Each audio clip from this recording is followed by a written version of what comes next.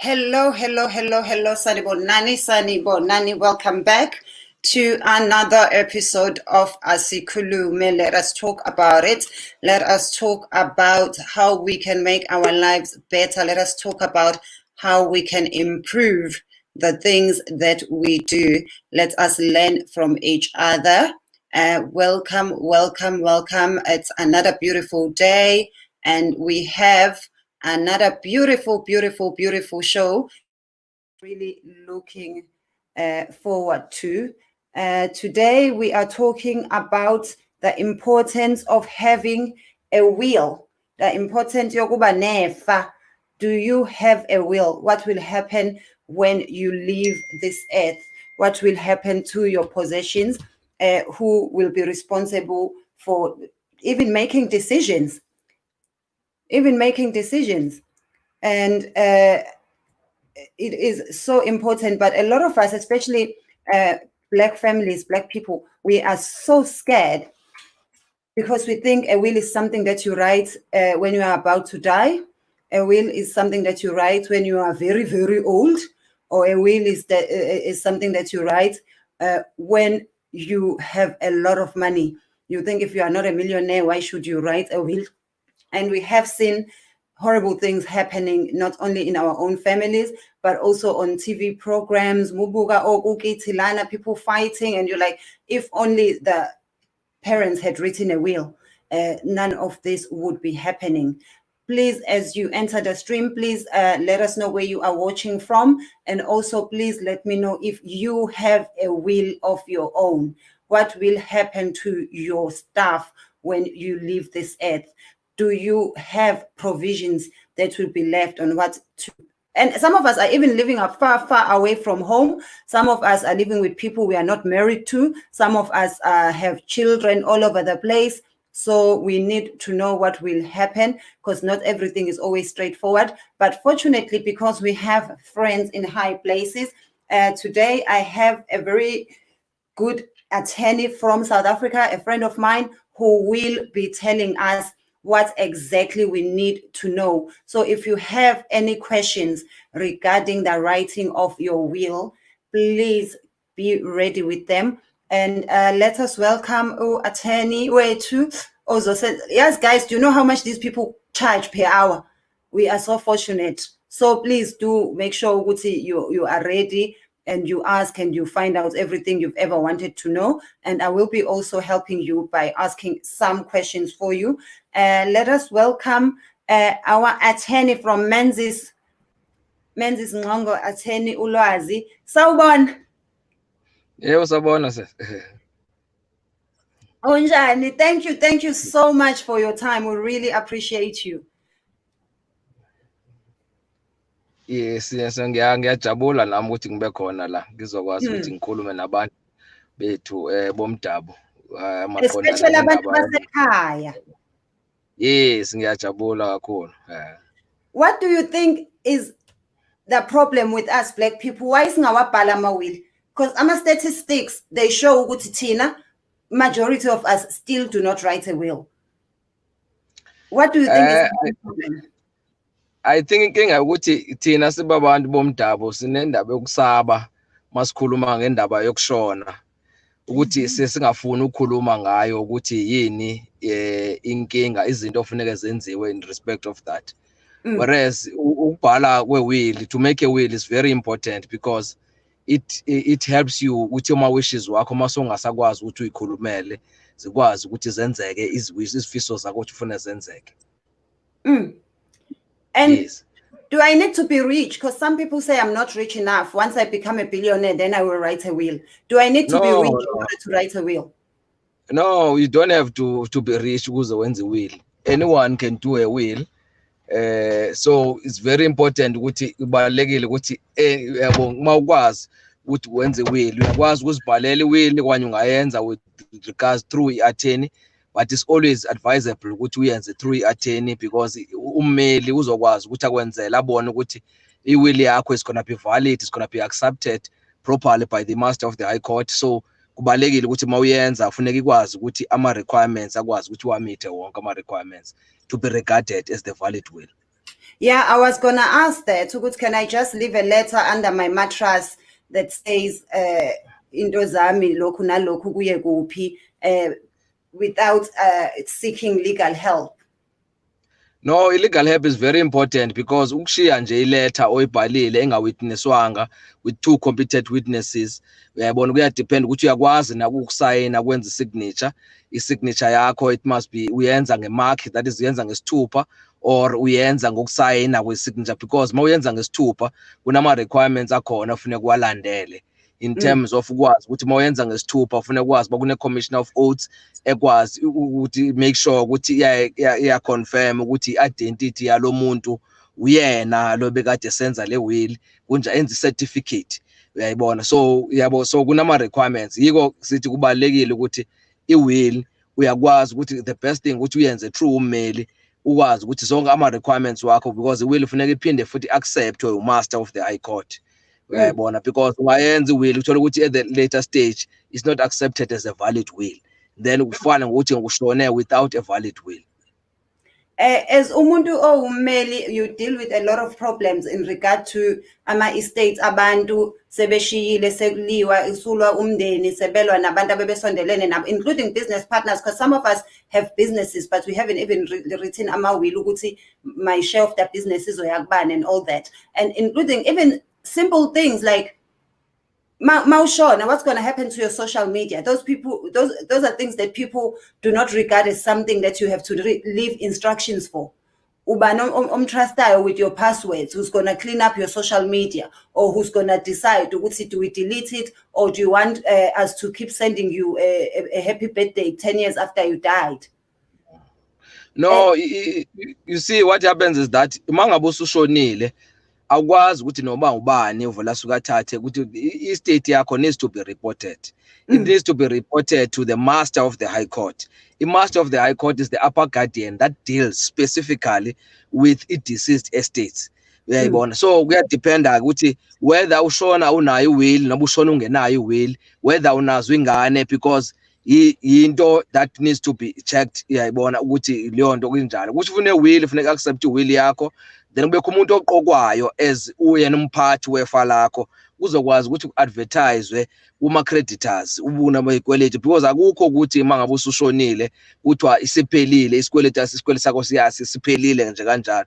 Kufuneka bonke abantu abakweletayo bazi ukuthi usibani bani useshonile kunemali yakhe kufuneka umuntu ofuneka ayikoleke from kuyena njalo njalo. So kuhamba kanjalo, akwazi uvele usuke uthi mawushona ucaba ukuthi uzovela kuphela yonke into kanjalo.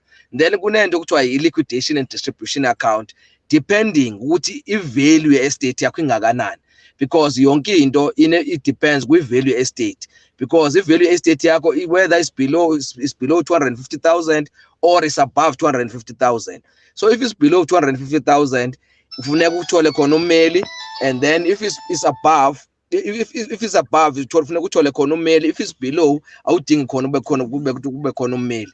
So zonke lezo zinto imigomo efuneka uyilandele with regards to reporting estate yakho, uzokwazi ukuthi kwenzeke yonke into ukuthi ama-beneficiaries wakho akwazi ukhokheleke. If kuney'ngane imali ithathu ihambe iyofaka kwi-guardians fund, so uzokwazi ukuthi uthole ingane up until the age of 18 years.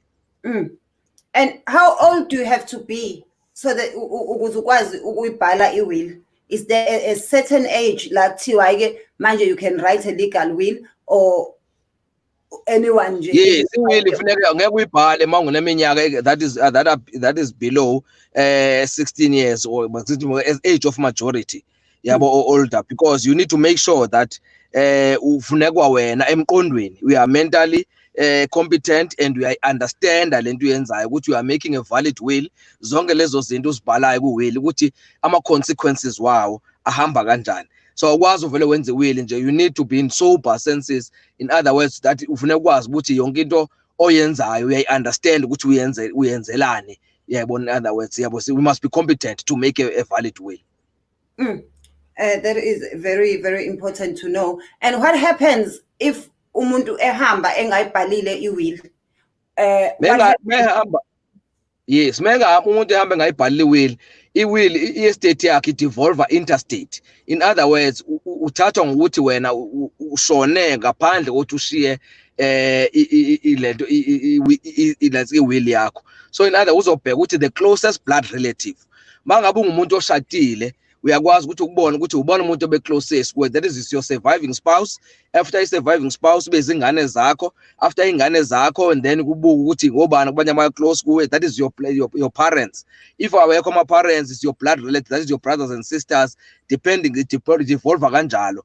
Uyabona ukuthi ubani umuntu obeseduze kunawe by the time ushona if ubungenayo will. And we often hear amagama awuthuma ekhulunywa ngama-will, especially thina nje esingakhulumi isingisi as i-home language. Kukhulunywa kakhulu nge-will, kukhulunywe nge-trust. Ungakwazi ukusichazela ukuthi yini difference between i-will ne-trust? Yes, i-will is something that takes effect upon your death. Mase ushona yinto ama wishes wakho that come into effect mase ushona. I-trust is something that comes into effect immediately. Uyayibona, so i-trust ke ivele inama depend ukuthi i-trust enjani, because there's a testamentary trust, the inter vivos trust that you created between living persons. But normally nje just a simple thing, basic thing ezokwazi ukuthi ingaconfuse abantu ukuthi i-will comes into effect mase ushonile. Uyayibona, so i-trust uyayibona le trust nje normal trust that comes into effect immediately once you create a trust in respect of uyabonga leso sikhathi leso. Uzomsile lana uMandlovu uphungula uthi hey kuyabiza ukwenza i-will. Ungabe kuyabiza ngempela ukwenza i-will? No, i-will uyakwazi ukuzenzela on your own. Uyayibona, uyakwazi ukwenza i-will, but njengoba bengengachaza ekudlaleni ukuthi i-problem ukuthi ungazenzela i-will on your own, but uthola ukuthi according to ama requirements that are required ukuthi i-will to be regarded as a valid will, uzo-end up mongazi, ungafundile, ungagogothile ukwenzela lo.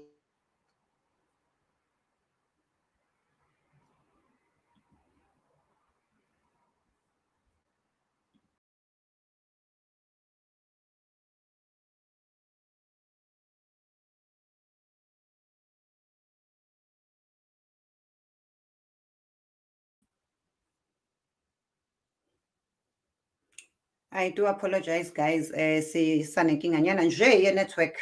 Konta uyabuya ulwazi uzosichazela njengoba besichazela. I also caught him on the road, so that's why kunenkinga nje ye-network, so please bear with us.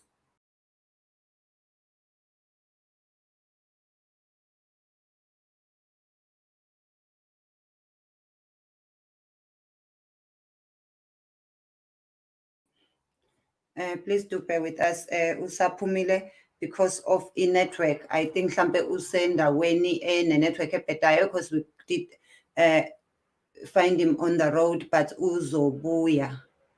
Ngicela singalahli ithemba, and also please do remember to send ama questions so that ngizobuza imibuzo ezonisiza. Ngingabuza izinto ezosiza mina nje kuphela. If and no question is stupid. Noma ngathi uyi-question enjani ngicela uyibuze as long as wena uzosizakala, ungayitsheli ukuthi khona mhlambe i-question ebhedayo kunamanye, because it's very important guys ukuthi siwabhale ama-will.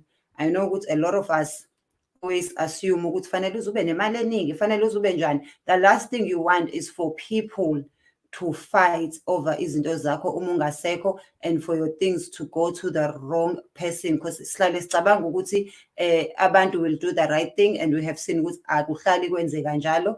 While we are waiting for i-attorney yethu, let me just give you something to watch.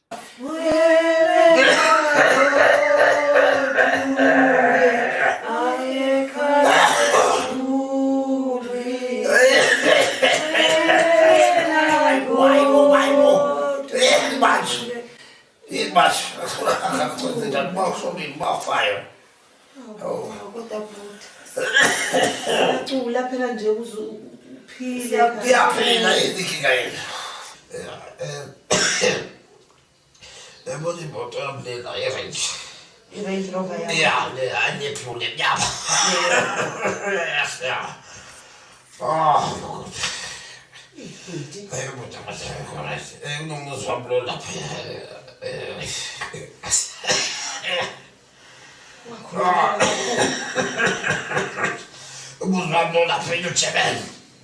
Pet town.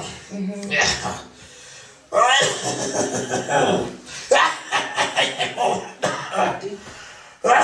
Hayibo sisungangijabulisi wena ngenzela ukuthi selifikile yini usuku lwakhe. Ayibo. Asethule nje dadewethu. Hayibo sisungangijabulisi wena ngenzela ukuthi selifikile yini usuku lwakhe. Uthule. Sisi ubebheke ngamina khathethe umusi. Uze wasebenzisa isandla ngasingamina kusho ukuthi umuzi waseNew German bewushiyela mina. Sisi ayikho inkinga anginandaba nemizi kodwa ngizoyithatha ke range. Hayi ungayithatha range kodwa umuzi nje ngicela wazi Thatha ke wasendodo mawuthatha iNew German wena. Uma ngakuthatha wasendodo ke nami ngizoyithatha ke le Mercedes yakhe emhlophe. Kulungile sisi kodwa manje Nkosi yami uyazini uNkulunkulu mana kubusisa unganakile. khona phela nezinye imoto abengakayibala uthule ngakayi. Hayi phela kunye sokudayisa sihlukaniselana imali mntakama. Asheshe simngcwabeke. Hawu kodwa asimngcwabe ngolesine bakithi ngoba ngomgqibelo khona la ngiyakhona ngifuna ukuphuthela. Asimsheshise nje ukuze asheshe aphumule asimngcwabe nje ngolesine sisheshise futhi sinenomngcwabo omkhulu. Senze nje izomsheshe singamoshi imali ngoba nathi safanele kube khona ukhathi esutholayo. Yes, guys, so be very, very careful ukuthi ushiyani because mase when you are gone, we are only worried about what you have left, and it in most cases ends up going to the wrong people, especially mekuwukuthi uneyingane or unabazali izinto enjalo. I think ulwazi uphelelwe yi-battery.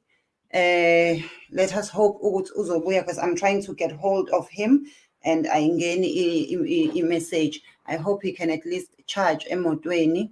Let me see if there are any questions. Singakhohlwa ukuthi phela nami ngummeli nami, so nginganimela nje. But I wanted someone else ozosikhulumela, and let's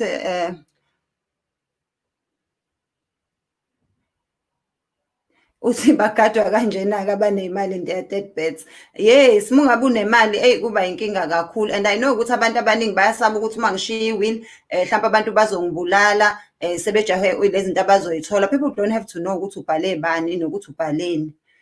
Kuyenzeka yini uyenze bese kuthi later udinga uyi-add or remove some member. Yes, you can change your will and you can change it as many times as you want, and it is recommended ukuthi once in a while uhambe uyoyi-check-a uyishintshe according to izinto ngoba as we grow we add izinto, we accumulate izinto empilweni, and we also lose izinto. There's nothing as sad as someone writing a will for athi uma ngambe kwenzeka ngifa umuzi wami waseNtuzuma uzothola uThenjiwe, only for them to upgrade and write and buy umuzi eMhlanga bese yakhohlwa kuyo-update i-will bese uthola ukuthi lo muzi waseNtuzuma vele awusekho. So kuyafana nokuthi lo muzi waseMhlanga ngeke bamane banginike wona ngoba wena wawuthe angizothola umuzi waseNtuzuma. So it's very important ukuthi ube clear ukuthi uthini, and also you must be careful not to joke. Abanye abantu bayajoke nge-will. You can write mhlambe your wishes and ama-wishes, but make sure they are clear and not part of your will. Abanye abantu babhala izinto njengokuthi nje imali yami ngishiyela izinja zami, or mengifa nithathe yonke imali yami nenze iphathi, or things, stupid things like that. I call them stupid because you end up having ama-problems ukuthi uyabona ukuthi le will lo bengafuni ibhale kanje. And also, just because you love your children, don't make their will dependent on each other's actions. There was a will ubaba wabhala ukuthi ingane zami, and he was very rich, it was a lot of money, ethi ingane zami zizothola yonke le mali upon both of them receiving ama-degrees abo from a university. And the other one wayenenhliziyo embi and ended up not finishing, just nje ukugila umfowabo, and leyo mali yagcina bengayitholanga ngoba phela i-condition ye-will yayithi bobabili kufanele baqede e-university before bakwazi ukuyithola imali. So we must be very, very careful.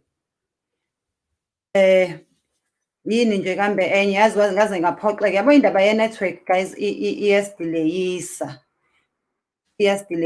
And then another thing important about i-will ukuthi i-will can also reduce kakhulu inheritance tax ezothathwa because i-property yakho kusuke kwaziwa ukuthi uyishiyele bani, and kwamanye amazwe it even goes to the state. And also for abantu abahlala say people who live overseas or who live far away from home, it's very important to write ukuthi ufuna kwenziweni if kwenzeka udlula emhlabeni ulapho overseas, and also to make sure and be clear ukuthi somebody knows ukuthi where are you insured, imali where do you save and all that, because a lot of people bagcina imali yabo icwilile kanjalo because akekho ekhaya owaziyo ukuthi wena ubusave aphi or wena ubune insurance kuphi. That's why i-will becomes a very important part of impilo yakho, nokuthi ubhale ukuthi mase ushonile ufuna kwenziweni, because some people believe ukuthi mina ngifuna amathambo amaphindele ekhaya, whereas some people believe ukuthi I'd rather leyo mali iye ey'nganeni zami.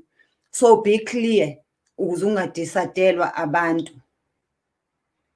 Uthi uPhumlani Hector Kitty ngithi, hi mami, please cela ungitraina nga something. Ngicela ungichazela ukuthi yini ofuna ngikutraine ngayo. If kuwukuthi you don't want to say it publicly, you can send me an email, thenjiwecomedy@gmail.com, thenjiwecomedy@gmail.com.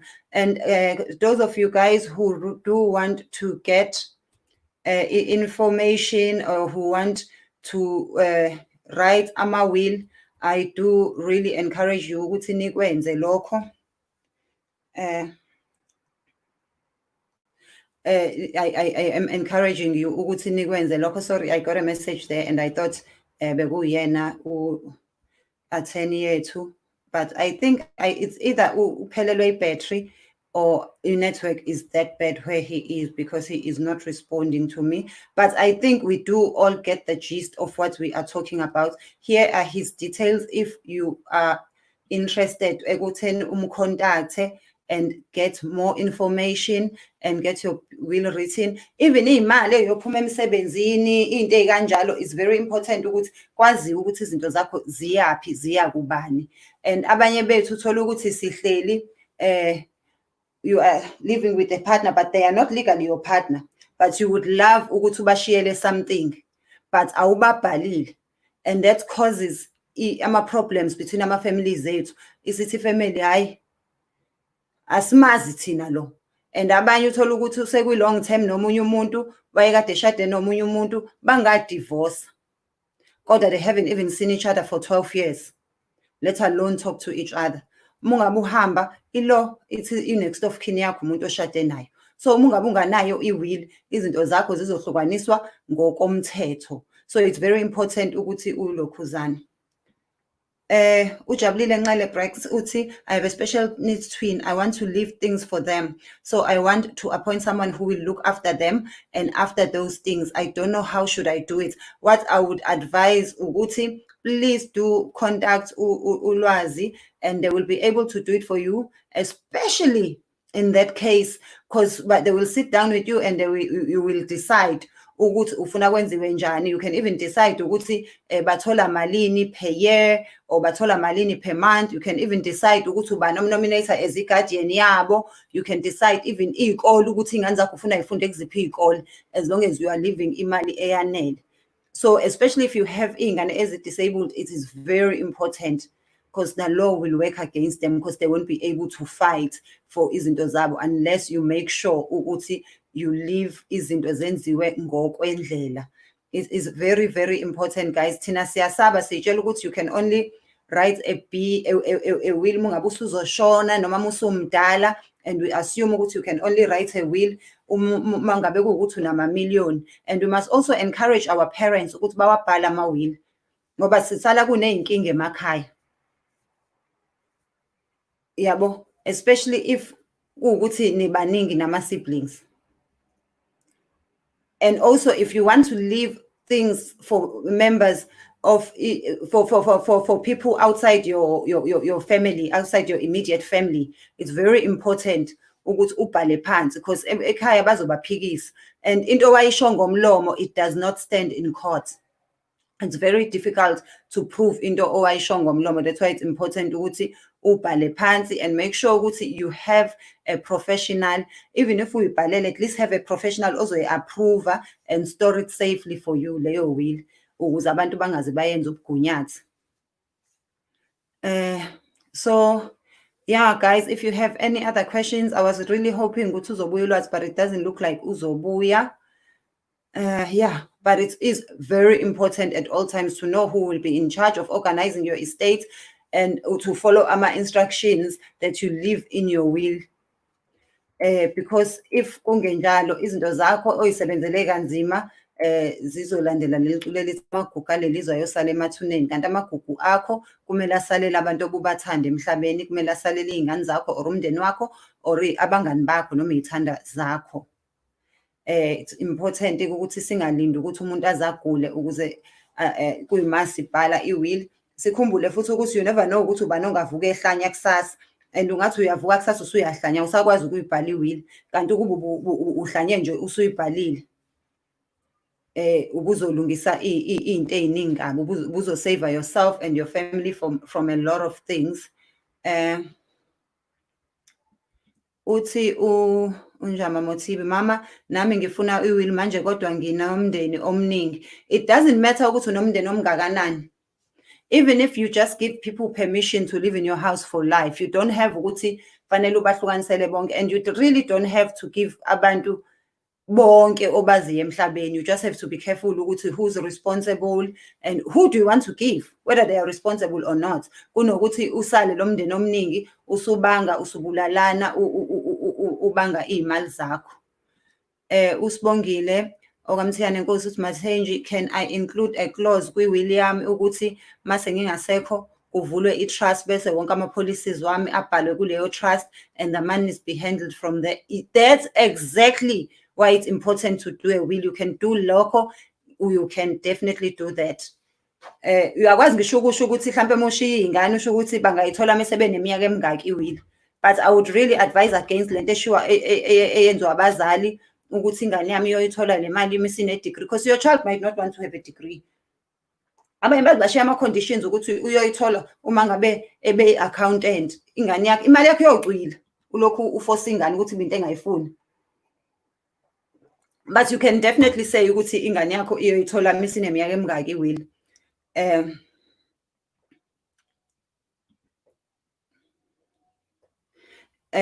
Uyahleka udala iqhanqa uthi nje ngizoyizama ngingakahlanyi. It's very important mayazi sibabhaleni lama-will singakahlanyi, ngoba ngempela ungahlanya ungakayibhali uzowukhomba uma uzonotshwala. Uthi uThans KK kuhluke ngani ukwenza i-will e-bank noma kummeli? Also e-bank kukhona i-will that you just do online bese kuba khona enye bathi uyenza nebhenka yakho and yona iyakhokhelwa. This is not professional legal advice. Siyakhuluma njengabangani.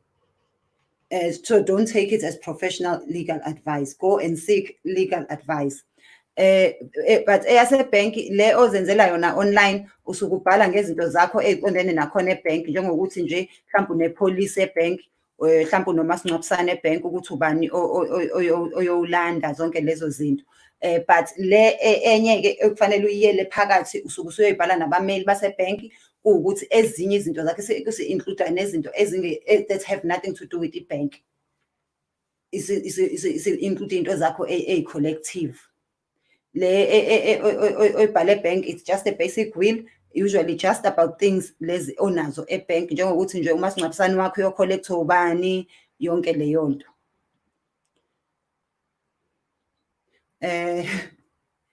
Kuhluke ngani ukwenza i-will ebank? Okay, bese si-addressile le. I'm just trying to look for amanye ama-questions.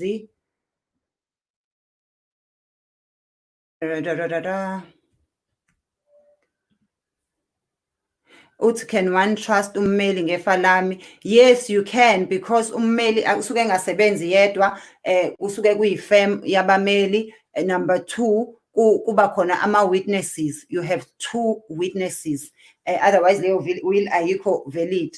So yes, you can trust ummeli. Ngabe unebhadi-ke nje muthole isigebengu sahodoba wommeli esizokuqhetseba, but nje usually abameli bayayifungela into abayenzayo. So I would trust ummeli with imali yami. Kuwukuthi-ke you must always have someone owaziyo ukuthi kuyoyiwa, ngoba abanye abantu uthola ukuthi wayibhala 7 years ago, ummeli usamuva ngisho ama-office.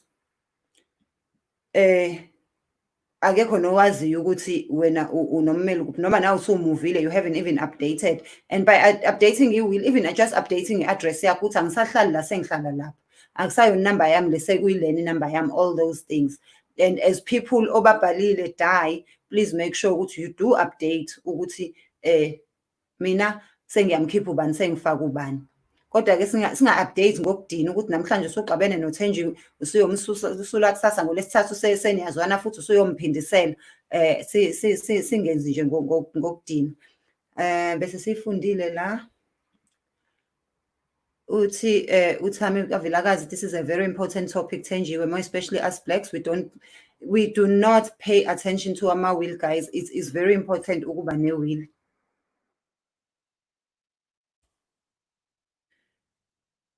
Uthi uMathanibe, mina mangingathola ummeli onjengawe ngingabusiseka. I hope ubusho kulwazi ngoba mina hey angisayena ummeli, mina nguSomahlaya. Ngayiyeka phansi leyo nto ngoba nani ngafuna ukuzobhala ama-will, abawabhalayo babengafuna ukungibhala, ngibona ukuthi awungibhali ngani mina ngoba nami ngikhona phela ngumuntu emhlabeni. Ayabonga ukuthi bengicela ukubuza ukuthi if sengiyibhalile nommeli wami, so igcinwa ubani i-will? You can have a copy, but it's safer igcinwe kummeli wakho, because you want to make sure ukuthi it is in a safe place. Ube ngiyabuza Thenjiwe manje ngisa impendulo. Thank you so much, Busimhlongo. I appreciate you and I appreciate the support oyinika channel. And guys, please remember, if you have not subscribed to my YouTube channel, please do subscribe. And please let us sikhulume nabazali bethu. Even amateka akho nje nezinto zakho ukuthi ufuna ziye kubani wena mongabe kuukuthi you kick the bucket namhlanje. Kumele uyibhale lezo zinto. Uyenzeka yini uyenze bese kuthi later udinga ukuyi-add yabe sesiphendulile lana ukuthi yes, you can update and change your will. You can even cancel it altogether if you wish to. Badaka kanjena-ke abaneyimali. Oh yeah, that was based on the video. Ebesibukile. Ukhuzai Samaita uthi, do we undermine our own traditional practices? Thina nje kithi amasiko ayasho ukuthi amafa wonke athathwa ingane yakho yomfana encane. Uma kunjalo, what takes precedence? Master of High Court noma amasiko? Unfortunately, it's the Master of High Court uma kwenziwa kubangwa. And you must remember ukuthi for some people, families are work straightforward. Omunye umuntu uthola ukuthi ingane yakhe is out of wedlocks, and okunye uthola ukuthi phela dala kwakulula ukwenze njalo because imvamisa kwakusuke kuyizinto onazo egcekeni lala ekhaya. Uthola ukuthi we just live in a compound as a family. Manje izinto esinazo ziregistiwe ngokwesilungu. That's why it's important ukuthi nezinto esizenzayo sizenze ngokwesilungu, ngoba sesikhuluma ngezindlu manje othola ukuthi amatayitela. Sikhuluma ngezinto like ama-shares. Munama-shares ngeke kumane kuthiwa hayi ingane yakhe encane, and we are really living with abantu abanomhobholo la, abanganandaba ukuthi usiko oluthini, abathi akukho ngane ezothola imali kabhuti la ngikhona, akukho ngane encane ezothola imali. Nanokuthi if you are living ingane yakho isancane, because akusho ukuthi ingane yakho encane uyoshona isi-over 21 isikwazi ukuyilwela. Thola ukuthi uyashona ingane yakho encane le ngokosiko ofanele uyishiyele ina 4 years old, igcine leyo mali iwele ezandleni zomuntu ozohluleka nokuthi ayiphathe kahle ukuze ingane yakho ithi imisa indala ibisanalo ifa layo. So it's very important ukuthi as much as sihlonipha amasiko ethu, kodwa sikwenze nokuzosibeka kwi-advantage. Thank you so much, Sibongile. Hi Thenjiwe, I love this page. These things we take, yeah. We do take these things for granted. Let me see the new. Si mama ngiyabonga ngoba sekhona la ngaze kama-will manje ngiso ibala. It's important, guys. Hawe uthi umamkhulu wagcina ethuphiwe ibedroom endlini kababa. Hey, people do that, guys. You do not understand things that happen emzini yabantu. Abanye baze bayixoshe ingane. Athi umuntu imina unkosana ngiphumeleni. Abanye kungangcwatshwa nokungcwatshwa. Abantu bagcina sebelokhuzana. Share your stories if you know any stories of things, so that we don't always go through the same problems. If kukhona istory saziyo abantu mhlambe sizobaxwayisa abafundi ukuthi hey kubalekile ukuthi siyenze iwill, ngicela ubhale usitshele, and then we can share the stories. Khambule ngicela ukubuza, kubalekile yini ukuthi umtshele umuntu no? If ubhale iwill, I would strongly suggest ukuthi ungamtsheli umuntu. Phela umuntu naye uyamlinga. Ngibroke ngazi kahle ukuthi nje ungasufe wena no 50,000 rand. Uyangilinga lapho. Suyangilinga ke manje. Musuzongitshela ukuthi uzongishiyela malini. Hawu, abantu ke bathakatheka kunjalo ke. Sesibroke thina singazi kahle ukuthi wena nje ukungena kwakhe emgodini mina ngizoba ne-million. That's why it's important ukuthi siyenze ngabameli lento ukuze abantu bangakwazi nokuthi uwesta malini mungabe usukhahlela ibhakethi. Ujabulile, thanks Thenjiwe. I'll make sure me and my husband we do what is right for our twins. And a lot of couples, the mistake that couples make is they assume ukuthi uma ngifa uyosala upartner wami and make that decision for ingane zethu. Sometimes you die at the same time. Sometimes you die at the same time. And then uthola ukuthi anishiyanga lutho. And the funny thing about law is mangabe nishone sayinishone kwi-accident, mhlampe ni couple, or you are legally bound to inherit from each other should you die without a will, countwa nge-age. It is assumed ukuthi omdala nge-age uyena oshone kuqala. Cabanga usushiyela upartner wakho kanti yena unayo iwill uyibhale ngekhwapha lakhe. Should nawe into zakho ngoba into zakho automatically just inherit uyena seziye ekhwapheni. Yazi ya complicated law, yazi yalula kodwa mungabe uzohamba uyoyenza nabantu aba-professional abazofike bakuchazela ukuthi lento yenziwa kanjani ukuze si-avoid inkinga. Susebenze kangaka cabanga ezingane iphuza ama-champagne when you are uinvesta nje imali ezosala begwazana abantu sebeyibanga ngoba uyibhalanga iwill. Nayi information ye-menses, ngicela nibafonele, ibona bazonichazela kahle, ibona bazoninika i-professional legal advice. Because mina, I am not here to give you a professional advice. I am just here to chat with you as friends. Siyazixoxela nje as friends. This is by no means a professional advice. Siyazixoxela nje, but do go to abameli. Does the wife still get 100% wakho konke? No. The law is very complicated. Not automatic what your wife will get. That's why kugcina kubangwa kuliwa. But in most cases, it's easy ukuthi kwenzeke lokho. But your family can fight. Your children can fight it. Your family can fight it. Especially if you are financially responsible for them. If they can go to the court and prove ukuthi mina usisi ubengondla, mina usisi ubengenzela ukuthi every month, so emalini yakhe I deserve nami ukuthi ngithole. It can be fought. These things can be fought. That's why it's much more straightforward ukuthi ubhale phansi ukuthi mina ngifuna ama-under amasale nobani, mina abanye babhala ama-false teeth ukuthi ama-false teeth amayosala nobani. So it's very important. Even ama-wig ubhala, angisayabiza ama-wig, abantu bagqoka ama-wig o-10,000 rand, ufuna yikubani ama-wig akho. Abanye ke baba nje nenhliziyo embathi umuntu mina iFerrari yami ngifuna ukungcwatshwa nayo. Athi yonke ijewelry yami ngifuna ukungcwatshwa nayo. Omunye athi imali yami ngishiyela inja yami. As much as that also is not straightforward, it's a bit complicated, but yes, you can leave imali to your pets. For the upkeep of your pets rather, because phela obviously inja ngeke iphiwe imali izoyenza nayo nawo amaphakethe. My uncle's girlfriend wafika ne-marriage certificate in community of property. It was later realized it was fake. Imali siphelile izingane. That happens a lot.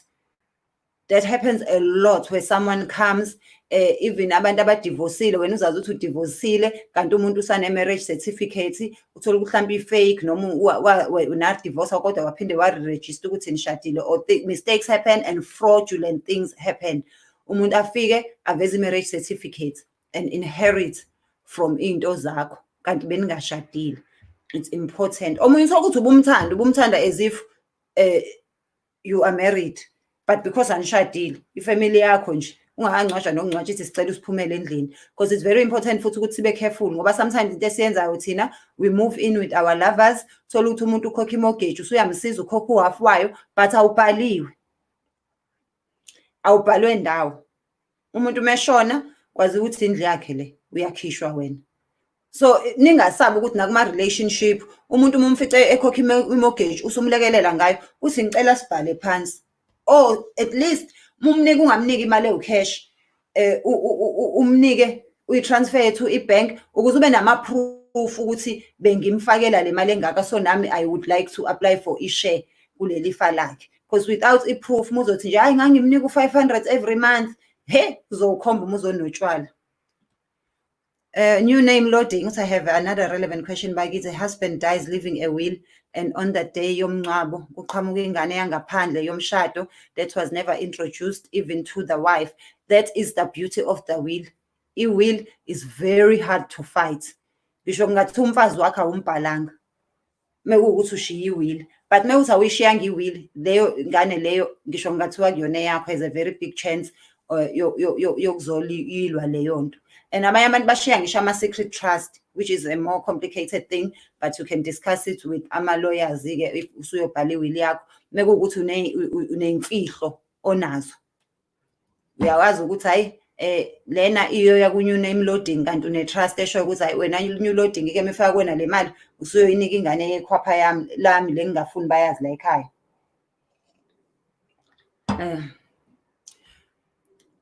Uthi uGugu Makhonya, mina ngishada umshado ohlanganisayo amafa, ngicela ukwazi uma sengi-update ifa lami ngiyakwazi yini ukubhala abantu ngisho nokuthi umyeni wami uzothola malini uma ngifa.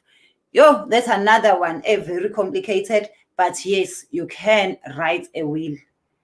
But yabo le mshado ehlanganisayo, we need to discuss it as well, because thina we seem to assume ukuthi abantu bebeshada imishado engahlanganisi kushuthi bathandana less.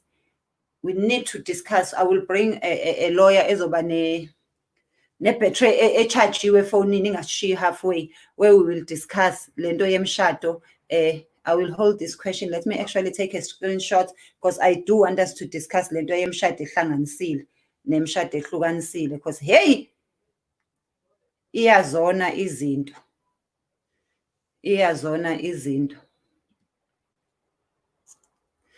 Thank you so much. Thank you so much.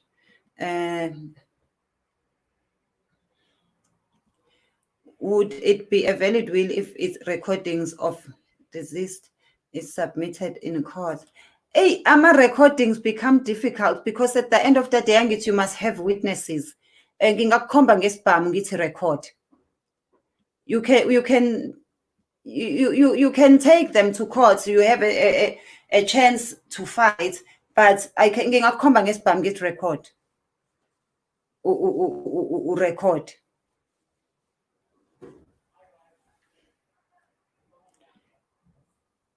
That's why it's very important ukumane uyenze professional nje lento ukuze uphume ekukhulumeni kungalokubangwa. And abanye abantu bashiya inkinga ngangokuthi after the family has been up and down a court only to find ukuthi vele imali asebefayithe ngayo is less than imali oyishiyile. Usewenze njani uma ubaba wengane eshiya izimali zengane kodwa zigcine ziqedwa umama wengane? Ingoba phela mangabe usuke ushiya imali zengane wangasho ukuthi ingane iyoyithola zineminyaka emingaki, i-guardian yengane iyayithatha lezo mali ihambe iyothenga amakhavela. That's why it's important to say ngishiya, ngoba to assume ukuthi you can die tomorrow, ungayitshela ukuthi uyoshona ingane yakhe isino-18. So the best thing ukuthi usho ukuthi le imali zengane engiyishiya iyoyithola isineminyaka emingaki ukuze zingahleli kumuntu o-wrong, ziyothola yiyona ingane. Izingane eziqhamuka after the death of ubaba zingenziswa i-DNA test, zitestwa against the parents of the deceased or against lezi ezaziwayo ukuthi ezikababa. I don't know who's the number. This doesn't seem like a question. It seems like a statement. I think this is a number you can do if you want to do a DNA test.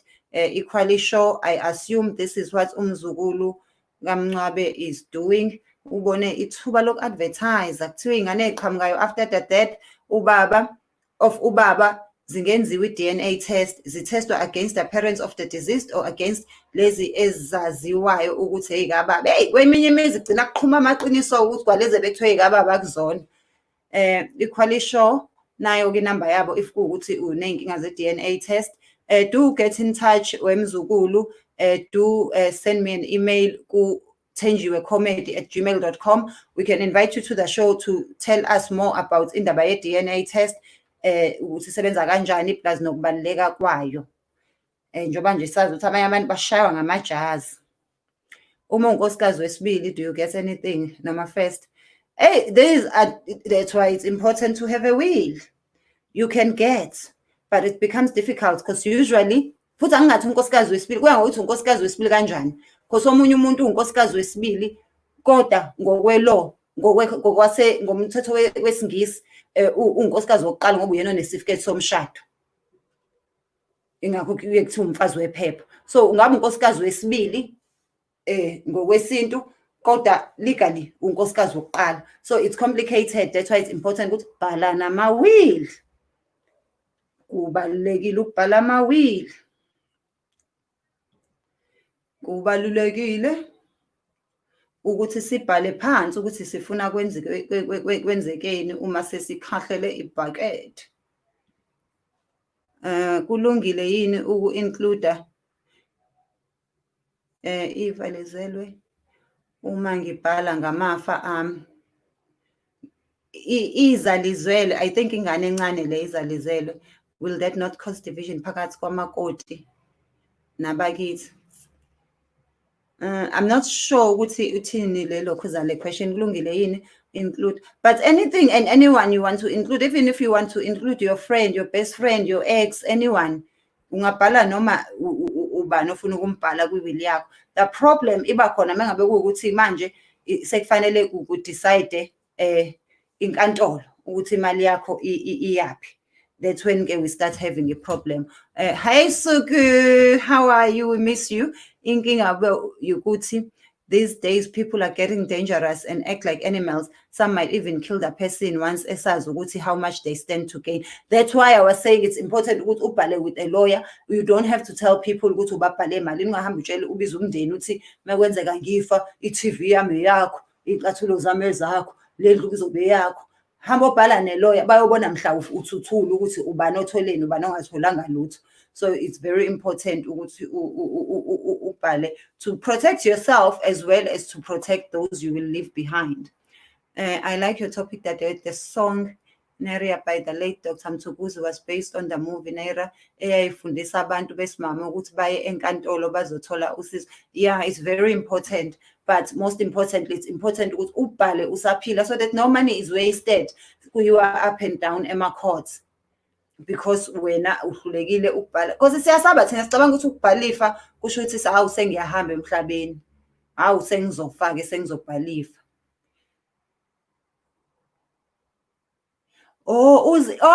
Izalizelwe.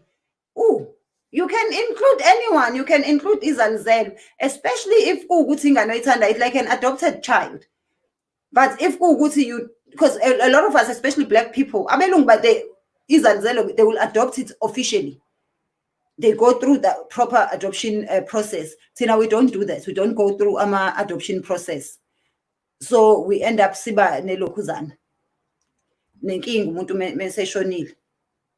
Cabanga mhlambe uhlala endlini with your partner, nimane nishone nobabili kusala ingane yakhe ayizalila ngaphandle. Kade wena uyithanda ukuzoyishiyela izinto. Kuba nenkinga. Bani bayakhiphana endlini. UPrecious Mpofu na bengichazele sifunda every day baningi sengizobabiza ngama-izalizelo evela ngaphandle. Ingasekhaya kamakoti othengwe. Yeah. So it's very important guys ukuthi sibhale ama-will. Do you guys have ama-will noma nanani nawo nje? Nisihlalele nje. There are also ama-website la that can help you. There are ama-websites, ama-phones esiwaphethe guys.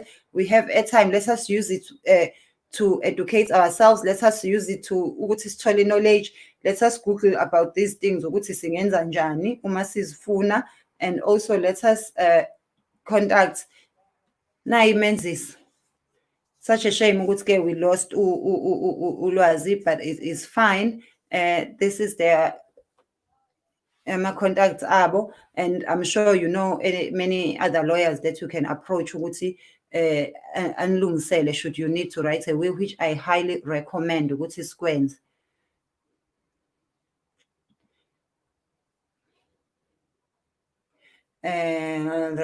Mangabe okay, yes, ngizoyibhala iwill khona engifuna ukubashiya nothando to keep them warm. It's fine, leave them with uthando, leave them with uthando. It's all right, it is okay.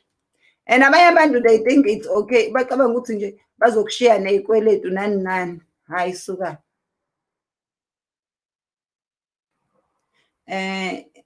Where are we?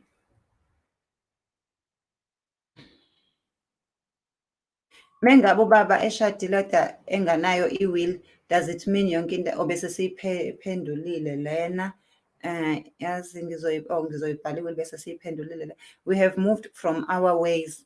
Labadzala would orally declare what is what, but having a written will is that is so true. And people were much more honest back then. Manje amafa ayabulalisa, guys. And also, not only do amafa ayabulalisa, ama-bills bemancane. So manje you want to make sure ukuthi either your executor or your beneficiaries abantu aba-responsible, because you don't want to leave a house with umuntu ozohluleka mhlawumbe ukukhokha ama-levies. Uthole ukuthi indlu is fully paid, but ngoba uyinike ezandleni ezi-wrong, isizodliwa kanjalo. Kuqala imindeni beyibambene and besinganazo lama responsibilities esinawo manje amaningi. So things have changed.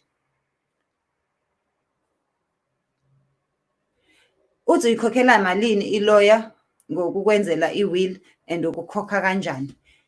I cannot give you a fee because different lawyers charge differently. Just like ukuye enyangeni, I would say at least try 3 different people. You can find out how much price over the phone without having to go for a consultation. Try at least 3 different people. Bese ke uzwile ukuthi ba charge kanjani, bese uya kulo ocabanga ukuthi uyena o thokozelana naye kakhulu, but cheap is not always the best option. Sometimes find out ukuthi yini lo munye abize kunabanye, because there are many dodgy things ezenzekayo la ngaphandle. And yeah, it works differently. So find out, you will find someone ozovumelana nephakethe lakho, and bazokuchazela nokuthi ukhokhwa kanjani nokuthi ukhokhwa isikhathi esingakanani. Ofata basemalomeni Catholic bayawagcina ama-will and there is no payment for that. Abasonto emaromeni ke nakho kuthiwa ofata basemaromeni Catholic bayawagcina ama-will and there is no payment for that. So here is another cheap or free option yokuyenza i-will, especially if umuntu osonta khona emaromeni, and I think ukuthi ufata ungamtrust with your life and i-will yakho. Thank you so much Suku.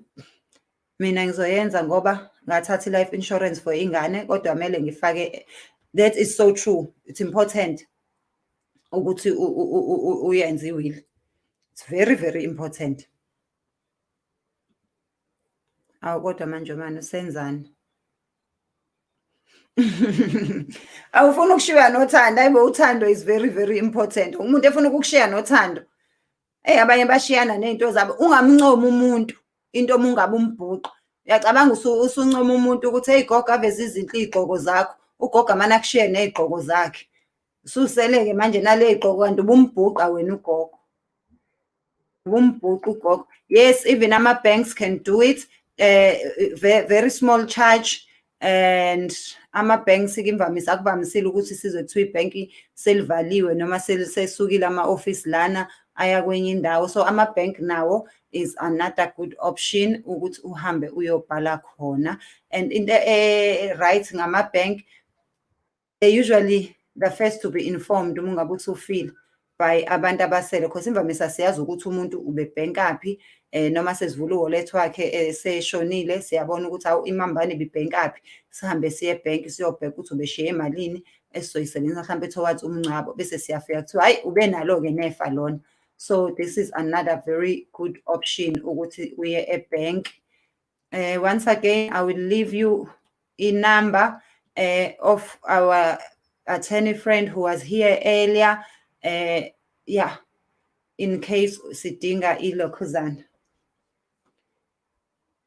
In case sidinga i-contact number ke yabo abameli. And guys, it's very important, even just ama-contract, not ama-will nje. Let us write ama-contract. Let us get into a habit yokubhala ama-contract ukuthi sihlanganiswe yini, senzani, and sibe nezinto ezi-legally binding. Sithenjiwe, ungakwazi ukwenza i-will ngemali ye-RAF oshone ingakaphumi usaphila. Usuke wazi ngani ukuthi izophuma? Usuke wazi ngani ukuthi uzoshayiswa ibhasi? But ke ya uyakwazi ukuyenza with into ocabanga ukuthi uzoyithola uma usushonile. But this is a very complicated one. Uzothi ushiya malini ngaphandle uma uzoyishiya ngama-percentage. Wazi ngani ukuthi uzoyithola leyo mali? Hayibo.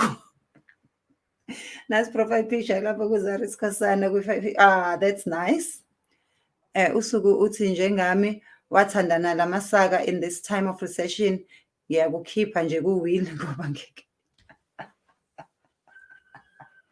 Yo guys, khona abantu abazophelelwa. Shame usakhala nge-network ukuthi it's been trying to reconnect, but i-network iyala. I-network iyala. Let me ask him to come back so he can answer. If possible. If he can come back, if possible, even if it just gives us 2 minutes of his time. And guys, please do remember, if you have not subscribed to my YouTube channel, please do subscribe. It is absolutely 100% free to subscribe. I really, really appreciate your support. And it is free to subscribe on YouTube. This week, we achieved a milestone of 95,000 subscribers on YouTube. We are trying to get to 100,000. YouTube gives you an award if you get to 100,000. So we are on our road to 100,000. We are trying to get to 100,000 before the end of lockdown. Joba sesiku 3A nje, level 3A. Let us hope ukuthi we will be able to get to a lockdown. Let me just play you something to show you ukuthi how important it is ukuthi siwabhale ama-will, siwabhale nama-contracts. Ibhaliwe ku-contract uzothinta lapha nalaphaya mase wenzile umsebenzi wakhe wokugada. Kungabe wayisayini i-contract eshoyo ukuthi uzofika ugade bese uthinta lapha nalapha? Nkosenkantolo, ngenhlonipho enkulu. uBra Steve, uyambona lo nkosenkantolo. uBra Steve umlungu wami uyiqola. Ngamtshela mina ukwazi kahle ukuthi ngafika kuye ngoba ngithi ngifuna umsebenzi omantshingelani. Angifundile mina nkosenkantolo. Into engangifuna ukuthi ngizogada, ngibe umantshingelani, hayi ukuzofunda amaphepha. Hey, my lady. Yo. Hey. Hayi. Yabona my lady, uclient wami lo. Sebemfake kwenkulu ingcindezi. And usephelelwe na imali. Yabona nje indlela namabhadi ngayo. Ukathe ehambela avela thuke ingane ithi fusa kwena. Lo. Eyihambela nje. Isimanga sikabani?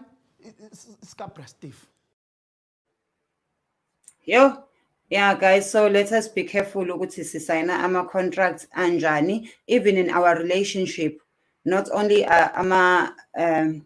wills important, but let us get into the habit of making sure ukuthi we do not trust abantu just based on izinto abazishoyo ngomlomo. All right.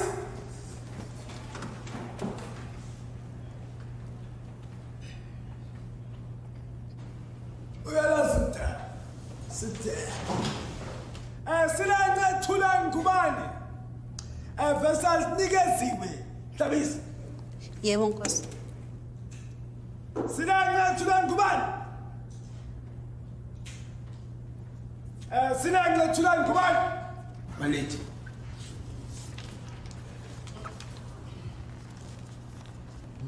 Silence Thulani Ngubane.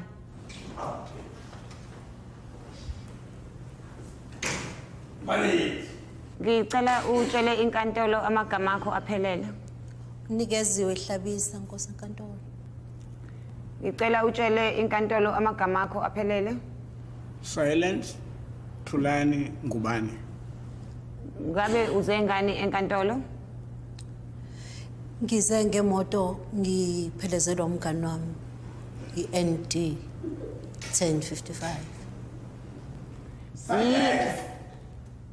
Yini ekulethe enkantolo? Nkosi enkantolo ngilethwe imoto iAudi kamngani wami. Usenkantolo nje kwenze njani?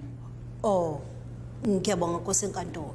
Cha, nginenkinga Nkosi enkantolo ngenziwa inangu usilence isiphukuphuku. Ungithembise ukuthi uzongilobola. Akangilobolile kuze kube imanje. Kuphumile imali zonke imali ze stockfell. Iphumile nemali yasemsebenzini. Njengoba retire nje. Kodwa akangiloboli. Angasinkinga. Silence Ngubane. Nkosi enkantolo. Ngabe uyamazi Unikeziwe Hlabisa? Angimazi kakhulu Nkosi enkantolo kakhulu. Kungabe iqiniso ukuthi wamthembisa ukuthi uzomlobola? Hayi. Okulobola yena cha. Kodwa ukulobola ngazi ukuthi uzolobola. Kodwa ngizange ngimention igama lomuntu. Nkosi yami. Kusho ukuthi uqinisile ukuthi nadlala istokfela. Cha asidlalanga sadlalwa imini. Sidlala. Kunomahluko kathina nomina. Wamthembisa ukuthi uma ekhokha irent endlini wena uzobe usukhokha ilobolo. Nkosi enkantolo ngathi ungena onke amakamera manje. Lokho sathi xoxa sina sobabili kodwa ngisho ukuthi uzokulobola. Ori kanjani? Nkosi enkantolo njengoba amaphepha bese ngiwabhalile ngisibhalile statement kuyahambisana. Impela mina engiphundulekile njengamanje. Yena wathi angikhokhele irent njengoba sihlala ndawonye naye ekhaya. Wathi angithenge igross, angenze yonke into, ngikhokhela amanzi ngenze yonke into. Njengoba kubhaliwe lapha estatementini. Wasethi yena Wasethi uzongilobola Nkosi enkantolo yebo. Iyona ke lento engilethela enkantolo. Ngiyaxolisa mina bengiphundulekile ngingashiya ukuthi ngithi ngo ufunda kona. Wamthembisa ukuthi uma ekhokhele irent wakhokhela amanzi unyaka wonke wena yakho imali uzodlala ngayo istokfela bese uyalobola. Yebo bese ngiyalobola kodwa hayi yena. Hayi yena. Oda. Namanje sengiloboli ngiyalobola nje kumanje. Kodwa hayi yena. Oh kusho ukuthi awusiphulanga isithembiso sakho. Yes guys, it is very important ukuthi sibhale izinto phansi because you end up izinto zisebenza against wena. Don't just trust amazwi omuntu. Be clear about abantu ukuthi bathini. That's why it's also important ukubhala i-will nokubhala ama-contracts even in your relationship because kuba mnandi mekusathandana and kulula uku-assume ukuthi hayi mina isithandwa sami vele siyoshiyela mina zonke izinto noma hayi vele mina into zami ziyoya ey'nganeni zami. Hey, imali iyalidala uthuthuva. Imali iyalidala uthuthuva. So yes guys, please let us continue having these conversations and let us continue helping each other ukuthi siqhubeke sithuthuke sibe right sonke and let us educate others and please do not forget to subscribe to my YouTube channel. It is absolutely 100% free to subscribe on YouTube. Umlungisi Arnold uthi ngicela ukubuza ukuthi ngingakwazi yini ukwenza i-will yezikweletu ukuthi basale bengikhokhela isikweletu zami. No, you cannot. Awukwazi ukunika abantu i-will e-negative. Phela kusho ukuthi lapho usungabhala ne-will yokuthi ngicela mase ngishonile ubani bani ayibulale naye angilandele. Ngeke ukwazi ukushiya abantu ne-will yesikweletu. What happens is mangabe usushonile eyintweni oyishiyile ama-creditors akho, that's why ukuthi uma ufunda iphepha uthola ukuthi there is a section la ekubhalwe khona ukuthi kufuneka abantu abazana nosibanibani wakasibanibani sekwenziwa yona ukuthi alokhuzi mekukhona obubakweleta uqale kukhokhelwe bona kuqala, mase bekhokheliwe-ke imali sihlukaniswa imali yakho.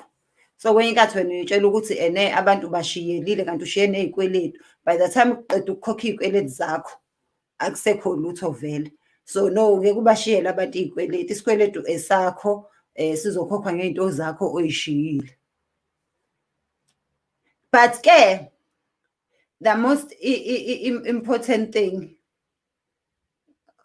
uthi fire the person who's writing the subtitles. I don't know how these subtitles are happening. They are just happening automatically. I do not know what is happening. I was not even aware ukuthi there are subtitles, and I was watching the video the other day. Ithi mina yini manje lena ibhala ubani? Ziyazenzekela zona. So I don't even know, and izibhala umbhedo wodwa. I do apologize for that. I will actually look to see if ngiyakwazi ukuyivala le option yama subtitles because umbhedo wodwa.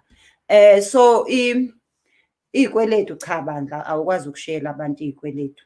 Awukwazi futhi ukushiyela abantu umuntu. Ngeke ukuthi umfazi wami uyothatha umfowethu. Kwakwenzeka emandulo lokho. Ngeke ukuthi indoda yami uyothatha ubani. Awukwazi futhi ukudecide umuntu ukuthi mase ngishonile mina umuntu wami ngeke ashade. Into ongakwazi ukuyenza mhlawumbe ukuthi ngimshiyela indlu kodwa mhla washada ngeke aphinde ahlale kuyona. So uyakwazi ukwenza lokho ukuthi as long as they remain single they can live here, but ngeke ukwazi ukuba decide ukuthi bangaphinde bashade noma bangaphinde benzene empilweni yabo. Nayi uthi usuku they only happen on Android ilokhuzana lento yama subtitles angazi nami ukuthi kwenziwa yini le yanto. Hayibo kanti uma ishona umuntu ufuna nezikweletu thina asikhoni usuke usuphumile nje. Yeah, but the good thing with izikweletu, that's why also it's important ukuthi ube ne-lawyer. A lot of ama-debts lawa esiwenzayo uthola ukuthi there is a fee that your bank is taking every month. It's part of ukuthi mekwenzeka ufa, your debts, ama-debts akho will be paid off. A lot of us pay that money so much so ukuthi asi-understand ukuthi njengoba mhlambe nje uthola ukuthi uxoshwe emsebenzini, mhlambe you should not even be worried. Fanele uye ebhenki usho ukuthi yabona le mali benilona iyithatha-ke ngicela ukusecure ngayo isikweletu sami ngoba uyakukhokhela mhlambe mekwenzeka uluze umsebenzi, uretrenchwa, ulimala noma ushona, your debt izoba paid off. That's why uye kuzwe kuthiwa umuntu ushonile and then the house was paid off. So ama-debts akho, they don't all have to be paid ngemali oyishile. Amanye they are covered by ama-insurance osuke uwathathile.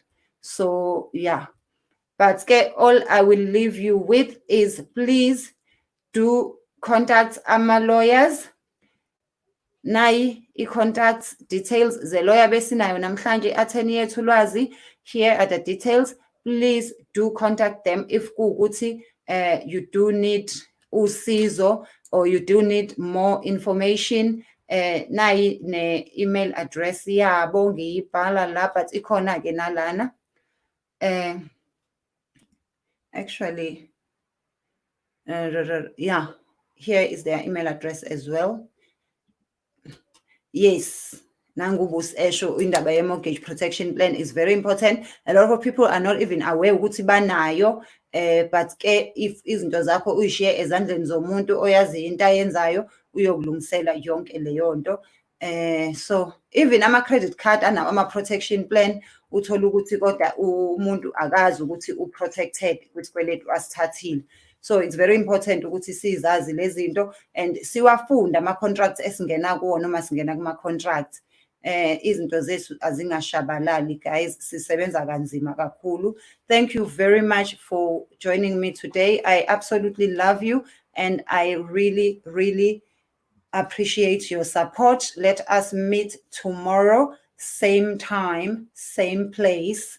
And please don't forget, I've got now over 1,000 videos on my YouTube channel. Please do watch the videos and don't forget to subscribe to my channel and tell your neighbors and your friends and write on your will that beneficiaries must subscribe to Thenjiwe's YouTube channel before they can inherit anything from into oyibhalile.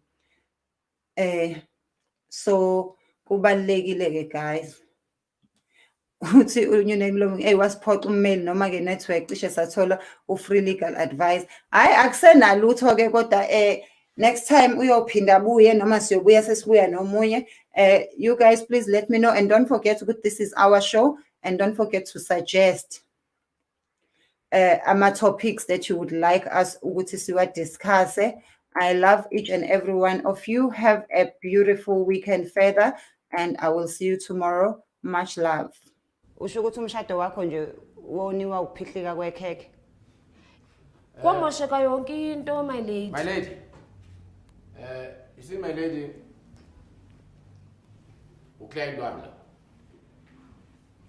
Yabona baye bathi abantu abadala ikhekhe li symbolize something emshadweni. Yabona ukubhihlika kwekhekhe abantu bakushwashwatha ngeindlela ezihlukene ukuthi vele bekufanele leli khekhe likamakoti liphihlike ngoba nayi likhekhe lakhe angazi kanjani yabo nje bakhuluma nje izinto nje engayindawo. Ummeli kasisi usho into engimangazayo ukuthi ikhekhe li symbolize isiko elithize. Surely ngempela kune problem kulomshado. Why izolinkwa nami?